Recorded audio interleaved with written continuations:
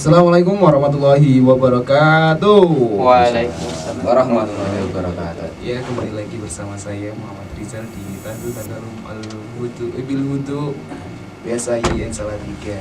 Oke, bersama dua sejoli lagi yang kemarin sudah sekarang diundang lagi karena bayarannya katanya kurang gitu. Bersama Gus Faza dan Om Agna.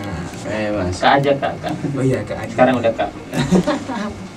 Instruksi Mas. Apa. Harusnya kalau bayarnya kurang itu langsung bayar aja ya. Kok Betul. diundang lagi? Iya. Ini yang menyusahkan ini.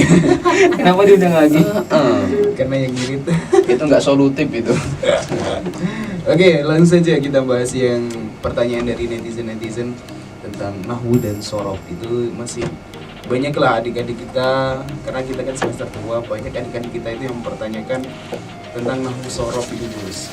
Dan Om Agna, Kak Agna, maaf. Oke, nggak apa. Oke, dari Kak Agna dulu. Menurut Kak Agna itu bagaimana sih, atau apa sih nahwu dan sorof itu pengertiannya dulu? Bagaimana atau apa nih? Pengertiannya dia, pengertian. Ini belum makan, jadi kayak gini. Kode keras ini. Kalau nahu sendiri itu kalau simpelnya ya, kan karena kita generasi milenial soalnya simpel. Iya.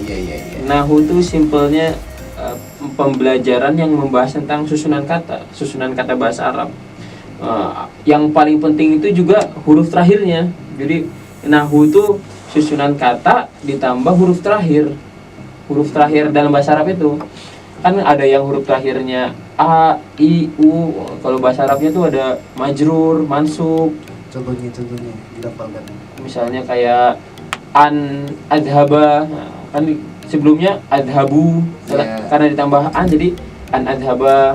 Itu nahu. Kalau sorof itu ketika nahu susunan kata, berarti sorof itu adalah suatu pelajaran yang mana membahas tentang perubahan bentuk pada kata. Contohnya misalnya Contohnya misalnya kitabun. Karena ada pelajaran sorof bisa berubah jadi kutubun. Jadi kitabun tuh satu buku kitabun, tapi kalau lebih 3 atau lebih dari 3 itu jadi kutubun. Seperti itu. Kalau Gus Faza sendiri gimana? Mau menambahkan atau menyangkal itu juga nggak apa-apa sih? Enggak, kalau menyangkal enggak, masih takut kualat saya. Iya. Waduh. Jadi begini, yang namanya nahwu dan sorof kayaknya itu yang sesuatu yang nggak bisa dipisahkan. Kayak Mas Agna dan si dianya Rizal. Nah itu kan kalau di bahasa itu ada istilah yang mengatakan bahwa nahwu dan sorof itu layaknya seperti bapak dan ibu. Anaknya ilmu. Nanti anaknya ilmu karena di suatu perkataan itu mengatakan bahwasannya inna syarfa umul ulum wa nahwu abuha. Yang namanya sorof itu ibunya ilmu, sedangkan nahwu itu bapaknya. Dari kata tersebut kita dapat menggambarkan bahwasannya yang namanya sorof itu adalah, saya mulai dari sorof dulu ya. Iya, nggak apa-apa. Adalah ibunya ilmu. Kenapa kok di situ disebut ibunya ilmu? Apa hubungannya antara ibu dan sorof? Iya. Jadi kalau sorof ditinjau dari segi bahasa itu artinya kan perubahan. Artinya apa? Dengan ilmu tersebut nantinya kita dapat mengetahui keadaan kalimat tersebut, baik dari segi sohehnya kalimat ataupun mudhaafnya kalimat ataupun yang lain-lain. Ataupun bahkan nanti kita juga dengan ilmu tersebut mampu mengetahui bahwa ada lafaz itu yang terbuang ataupun tereklal gitu kalau dalam bahasanya. Nah, tapi kalau yang namanya melahirkan itu kan cocoknya dengan ibu jadi begitu. Nah, iya. Ibunya ilmu. Betul. Terus kalau nahwu sendiri adalah sesuatu ya sama tadi yang membahas tentang berubahnya harokat ya pada akhir kalimat. Nah itu fokusnya di harokat akhir. Tapi kalau sorof tadi itu fokusnya ke bagian-bagian yang agak-agak depan. Misalkan kan kayak tadi yang sudah dicontohkan oleh Kak Agna tadi, misalkan ada kitabun jadi kutubun. Jadi kita menuju makna yang ingin kita capai itu dengan cara merubah kalimatnya, karena yang namanya berubahnya kata otomatis nanti berubah juga maknanya. Misalkan kan nanti ada istilahnya tasrif begitu. Ada nasoro yang suru sampai unsur, latansur, mansoron, mansoron, mansoron. Itu setiap kata itu beda-beda maknanya. Walaupun itu merupakan asal katanya sama. Mulai dari huruf nun, sod dan ro begitu. Tapi nanti kalau itu berubah, walaupun hanya harokatnya ataupun tambah satu huruf, itu nanti maknanya akan berbeda. Itu bedanya sorof dan nahwu. Kalau nahwu tadi berubahnya akhir kalimat harokatnya begitu. Gitu ya, agak sedikit bingung lah antara yang cewek dan cowok tadi, bapak dan ibu ya. Tapi Ini bingung kalau yang mendengar jomblo, Mas. iya, Biasanya ada bapak, ada ibu, ada pelakor. Terus Suka tidak? ini Gus, tip-tip yang atau metode bagi orang yang belum sama sekali belajar nahwu sorof, tiba-tiba dihadapkan dengan pelajaran BSA yang seperti itu, yang sangat keren, ya yang sangat bukan keren sih artinya, yang sangat di luar kepala gitulah, makanya nggak bisa gitu lah. Itu bagaimana Gus tipnya? Mulai dari Kak Kena ya. Oh iya, Kasih napas, kasih napas, kasih napas. Kak Kena dulu, Kak Kena dulu. Enggak, kanan dulu. Enggak. Kanan saya Anda. Tips belajar nahwu sorof Iya. untuk generasi milenial. Bukan Untuk- generasi milenial dulu Kak, tapi di kehidupan real nyatanya di BSA dulu ya, yang dulu mungkin sampai sekarang sih, yang kan banyak nih hanya anak-anak BSA yang nggak sefrekuensi dengan jurusannya. Entah itu dulu jurusan nggak pernah mondok, nggak pernah belajar nahwu sorof, tiba-tiba dihadapkan dengan makul yang sangat gitulah. Untuk pemula berarti ya. Untuk pemula mungkin yang bisa dikatakan demikian ya. yang dosen itu yang tahunya yang setara semuanya, jadi ya itu bagaimana gitu loh. Ya, paham. Jadi ini metode saya aja ya. Iya. Jadi dulu saya juga pernah. Saya itu dari SMP. Jadi ketika saya SMP, saya masuk pondok. Ketika saya masuk pondok, di pondok saya itu wajib pakai bahasa Arab. Bahasa Arab dan bahasa Inggris, terutama bahasa Arab. Jadi kita tuh yang santri baru itu dikasih waktu 2 bulan. Gimana pun caranya santri ini semua harus bisa bahasa Arab 2 bulan. Kan kita yang dari SMP kaget ya. Waduh, ini dari SMP kita nggak bisa bahasa Arab apa-apa. Itu jadi kalau lemari, ini kan lemari saya, ini lemari teman, satu kamar tuh ada 20 orang. Lemari kiri kanan saya itu alumni pondok salaf. Jadi saya tengah-tengah sendiri di SMP. Jadi mereka ketika ditanya, mereka tuh bisa ngomong bahasa Arab. Wah, saya tuh stres banget di pondok tuh. Jadi net tak ya. Iya, 2 minggu nggak betah Gus.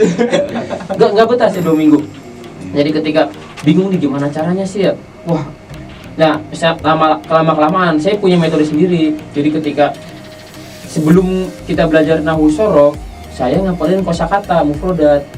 Jadi kemana-mana tuh saya bawa buku kalau bahasa kita kuteb, bahasa Arabnya tuh kutaib. Itu tuh buku saku kecil, gitu ya? buku saku. Jadi yang lain ketika orang-orang yang lain pada jalan-jalan, saya tuh jalan bawa buku. Jadi jalan tuh bawa buku. Jadi ketika saya jalan ada batu tuh bahasa Arabnya apa ya? Saya tulis batu.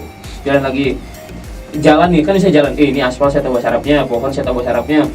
Jalan lagi, ada sepeda apa ya? Tak tulis lagi. Tulis lagi, pokoknya tulis itu maksimal 10 lah. Ketika saya udah tulis semua, sorenya tuh saya tanya pengurus saya, maaf, kalau nggak pengurus Ustadz, biasanya Ustadz, ini bahasa Arabnya apa? Oke, saya tahu. Sepeda itu darujatun, saya tulis itu darujatun. Batu itu hajarun, saya tulis hajarun. Sebelum tidur, wah itu saya nggak bakal tidur sebelum apal semua. Subhanallah. Ini metodenya. Sebelum apal yang saya tulis itu. Jadi orang-orang Tapi tidur tetap makan kan? makan. Alhamdulillah. Jadi ketika orang-orang tidur tuh, saya bangun tuh malam hajarun batu. Saya tutup tuh. Hajarun batu. Itu udah hafal. Darujatun sepeda. Itu sampai 3 bulan. Lebih malah. Pokoknya berbulan-bulan gitu terus nggak pernah tidur. Itu tuh sampai yang saya kagum gini. Sebelum belajar nahwu sorof ya. Iya. Ketika saya udah ngapalin ini 2 bulan, itu ada dulu di asrama tuh pertengahan semester itu ada namanya the best language, bahasa terbaik, bahasa Arab terbaik. Kan ada bahasa Arab terbaik, bahasa Inggris terbaik. Ini waktu zamannya bahasa Arab terbaik. Itu satu asrama tuh ada 500 orang kan kalau nggak salah. Itu rata-rata pondok salaf. Yang maksudnya pondok salaf, pondok modern juga ada. Iya. Yang udah jago gitu loh. Iya. Misalnya dari SMP, bahasa Arab terbaik nomor 1 Agena Hawari. Subhanallah. Jadi kesimpulannya ini menurut saya ketika kita sebelum belajar nahwu sorof banyakin kosakata dulu. Jadi ketika nahwu sorof masuk udah nggak kaget. Oh ini karena ada kitabun jawabannya kutub. Baru kan dijelasin di sorof kenapa dibuat jadi kutubun. Oh jadi paham. Jadi seperti itu. Oke, siap. Dan juga biar bisa sombong gitu ya, juara 1. Oke, mungkin dari Gus Fasa gimana Gus? Sangat luar biasa sekali. Saya jadi winner. Kalau sama Gus Faza nggak ada apa-apanya. Jadi begitu. Saya sangat setuju dengan pendapat dari Kak Akna tadi. Kita harus menghafalkan yang kita bisa apa. Oh kita menghafalkan, kita bisa lewat jalan misalkan lihat apa kita tulis, kita tanya begitu. Memang yang pertama yang harus kita lakukan kalau kita pemula itu yang pertama adalah niat yang kuat dulu mas. Iya. Ketika kita ingin melakukan sesuatu, kita ingin bisa sesuatu, yang pertama adalah niat. Kalau kita dari pertama nggak niat, itu kemungkinan besar juga akan gagal di tengah jalan. Betul.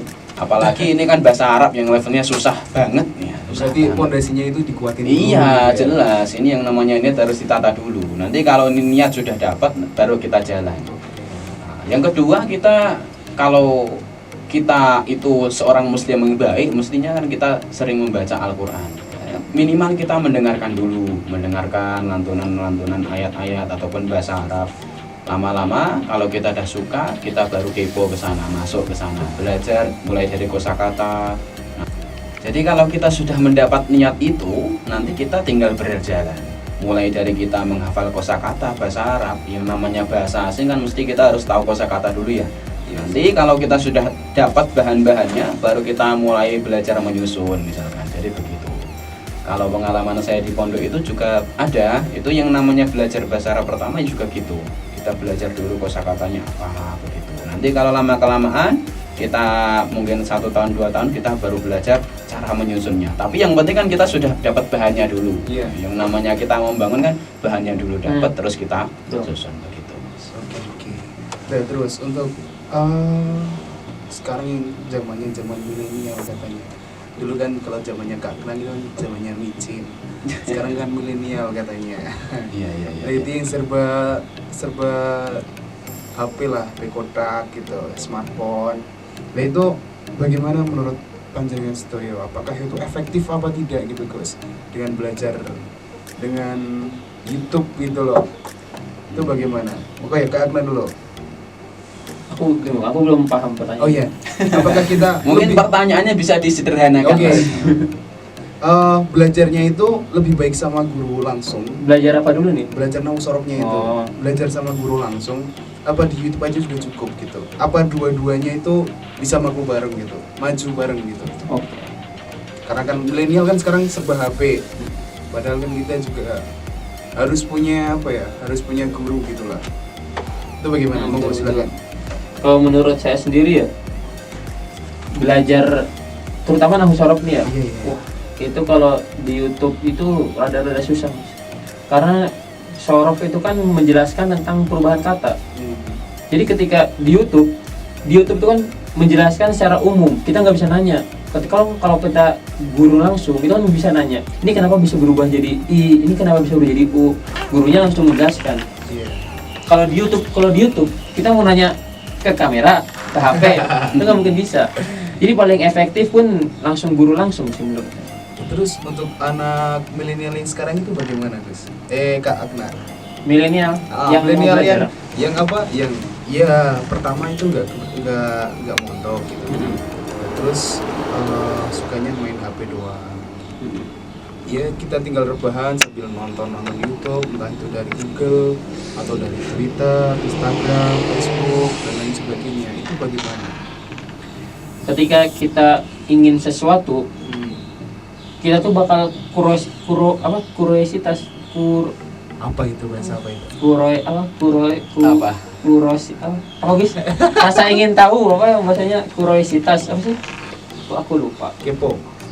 Jadi ketika kita apa namanya, kita ingin tahu sesuatu, misalnya kita udah ada niat nih, Iya. kan yang seperti dibilangin Om Rizal tadi, kita udah niat ingin melakukan sesuatu, maka secara nggak langsung itu tuh rasa ingin tahu kita tuh bakal bertambah. Nah, ketika kita mulai dari YouTube, kita mulai dari media sosial dan kita nggak dapetin hasilnya, itu yang kita bakal kecewa. Jadi tanpa kita sadari kita bakal nyari seseorang buat bimbing kita.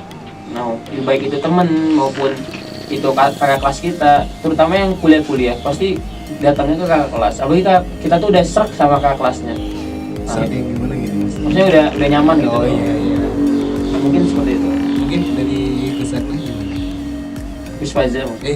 Gus Faza. Mungkin pertanyaannya bisa diulang, Mas. Pertanyaan Lupa. Enggak. Gimana Salah. pertanyaan? Pertanyaannya di era milenial sekarang, Iya. itu kan banyak orang yang rebahan, banyak orang yang nggak pengen gerak gitulah, mager banget gitulah. Dan Jelas. mereka itu untuk belajar semuanya, nggak cuma di Nafsorof juga. Itu mereka itu mengandalkan HP. Sedangkan di kita kalau belajar itu kan harus ada guru gitu lah, harus ada pembimbingnya. Lah itu bagaimana menurut panjenengan? Gini, kalau menurut saya yang namanya belajar itu kan belajar kan macam-macam, Ya. tapi kan kita mencari yang paling efektif itu bagaimana kan? Kalau menurut saya yang paling efektif tetap seperti Kak Agna tadi, yang namanya paling efektif belajar itu ya langsung cari guru begitu, ataupun kita mencari di situ lembaga pendidikan yang basisnya pesantren misalkan, kan yang namanya belajar bahasa Arab kan tidak bisa lepas dari yang namanya pesantren. Yes. Kayak tadi misalkan kalau kita mau tanya-tanya kan bisa langsung.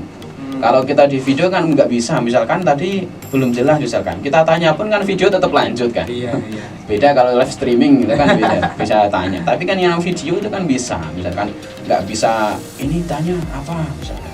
Yang ini belum paham Pak. Kurangnya contohnya kurang misalkan nggak bisa. Tapi ya kalau yang namanya kita misalkan, kadang ada orang itu keterbatasan biaya ataupun keterbatasan waktu, yang belajarnya itu mungkin tidak bisa seperti orang-orang lain. Ya mungkin bisa dimanfaatkan. Misalkan media sosial sekarang banyak yang menyiarkan kajian-kajian, terutama agama-agama, bahkan itu nahwu sorof ini juga banyak sekali. Bahkan sekarang itu juga ada banyak metode-metode belajar bahasa Arab yang cepat, itu juga banyak itu. Mulai tadi saya buka-buka itu ada banyak, ada metode Al-Muntaha, ada metode Al-Lubab, ada metode Tamyiz, dan banyak sekali. Itu merupakan metode-metode yang ditelurkan oleh banyak perguruan-perguruan yang kajiannya Islam. Itu untuk mempermudah seseorang yang ingin benar-benar belajar. Nah, kalau menurut saya yang demikian ini, metode-metode ini itu tadi diperuntukkan untuk mereka yang sudah berkeinginan dulu. Tapi kalau untuk memulai, menurut saya kalau memakai media milenial, saya rasa kurang. Karena tadi yang namanya menanamkan kecintaan itu tidak mudah. Apalagi lantarannya kok menggunakan media elektronik, menurut saya kurang. Tapi tidak menutup kemungkinan bahwa kemungkinan juga ada, tapi 0, berapa persen mungkin. Tapi kalau untuk masalah pengembangan ataupun mengisi waktu luang untuk menambah-nambah materi dan pengetahuan mungkin bisa. Misalkan banyak tadi misalkan media YouTube, Facebook, Twitter dan lain sebagainya, banyak sekali bisa diakses semuanya begitu. Oke. Berarti untuk generasi milenial ini, kalau mau belajar tetap harus cari guru gitu ya, jangan hanya mengandalkan elektronik. Ya mengandalkan nggak apa-apa, tapi cuma sebagai tambahan gitu kan intinya guys. Oke ya. Betul. Mungkin itu yang dapat kami sampaikan. Terima kasih dulu ini kepada Gus Faza dan Gus Akna, tipsnya nanti ya. Mudah-mudahan ada lagi tipsnya. Kalau nggak ada ya udah. bakar. Mungkin itu yang dapat kami sampaikan.